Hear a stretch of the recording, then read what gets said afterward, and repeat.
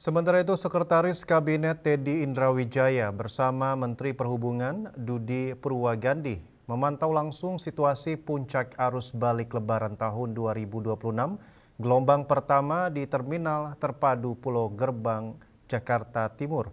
Pada kesempatan tersebut, Seskap Teddy dan Menhub tampak menyapa para pemudik yang telah kembali ke Jakarta dan sekitarnya setelah menghabiskan waktu libur Lebaran di berbagai daerah di Indonesia seperti Jawa Tengah, Jawa Timur, dan Sumatera.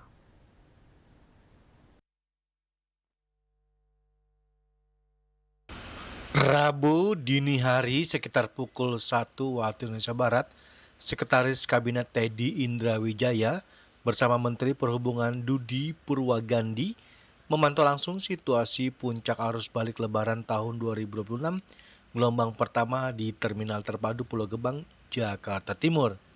Pada kesempatan tersebut, Seskap Teddy dan Menhub tampak menyapa para pemudik yang telah kembali ke Jakarta dan sekitarnya setelah menghabiskan waktu libur Lebaran di berbagai daerah di Indonesia seperti Jawa Tengah, Jawa Timur, dan Sumatera.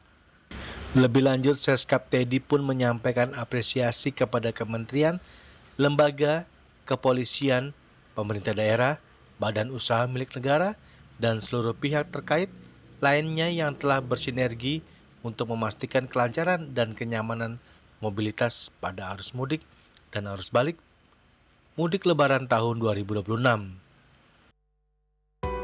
Ngantuk nggak? Alhamdulillah.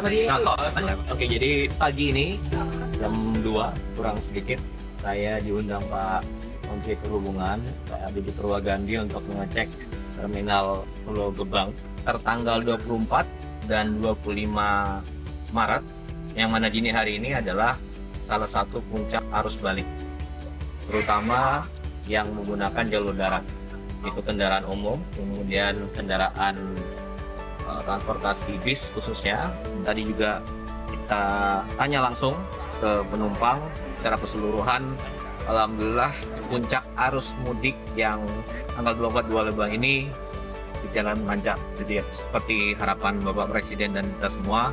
Ya, tim beliau terima kasih semua, tim Kemenhub semuanya, dan juga kepolisian tentunya secara keseluruhan lancar.